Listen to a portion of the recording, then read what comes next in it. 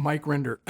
Okay, so what they do, pursuant to the techniques of Going Clear, Lawrence Wright, Galaxy Gibney, Mike Rinder, is collapse the time track, and they devote tremendous amount of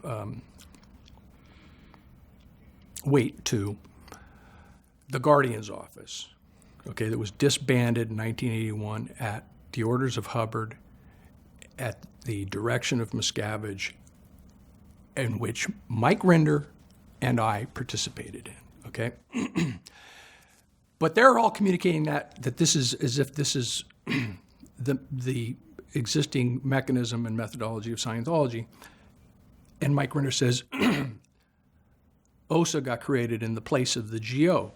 And he says, quote, what did not change is the policy, all right? Now, when Mike Rinder was my boy Friday throughout the 80s and 90s, he spent literally thousands of hours go-foring for the first 5 years, ferreting out and canceling every policy that had any bearing whatsoever on the Guardian's office, okay? They segue from the Guardian's office to the IRS event in 1993, where David Miscavige announces that the IRS has granted exemption to all Scientology entities, right? Mike Rinder, quote, this is what he says about the event. You will see David Miscavige take the stage and laud actions that were taken to destroy the enemies of Scientology.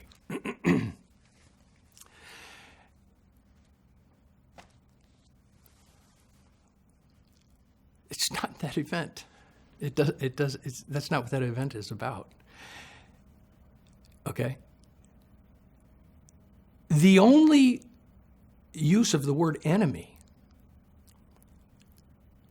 was the disclosure to the Scientology parishioners that we discovered through the Freedom of Information Act that Scientology was considered an enemy of the IRS, and that it was in writing because it was on Richard Nixon's enemy list, which was specifically organizations on the Richard Nixon enemies list were designated for harassment by the IRS and the FBI, under the FBI under the COINTELPRO program, the counterintelligence program in the 60s and 70s, and the IRS, by unlawfully and unconstitutionally revoking tax exemption. That was the only mention of enemies. There was no mention of Scientology's enemies. There was mention that they considered us their enemy. And of course, the whole point of the entire thing was, well, I'll get to that because there's another quote that that is relevant.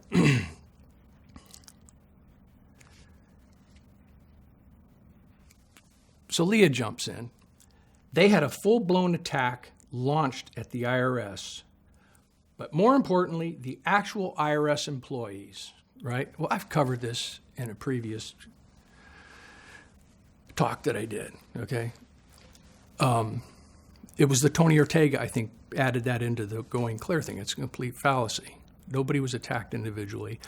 And Rinder then clarifies that by saying that individuals were sued. Well, I covered this already. There were a number of lawsuits. Nobody individually had to defend themselves. Certain causes of action, you must name the individual, period. The government covers it. The government indemnifies it. Okay. So that's a fallacy. There were 2,500 lawsuits, they say. Mike Rinder says, quote, people were cheering. First, they were cheering because 1 in 4 of the 10,000 people, out of every 4 of the 10,000 people that were at the sports arena for that event were plaintiffs in those lawsuits that were brought for unconstitutional activity and discriminating against them solely on the basis that they were Scientologists, okay? And the announcement that they had attained the relief for the lawsuits they brought. So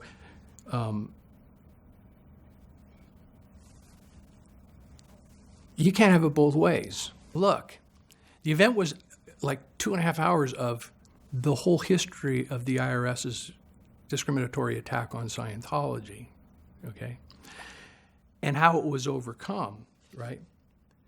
And the message was the war is over, we're at peace.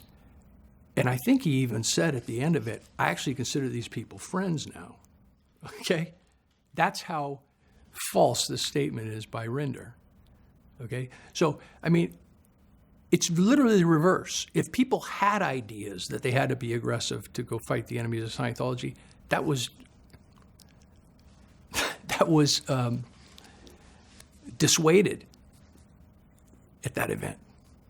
He's literally given the exact opposite of the purpose and the content of that event.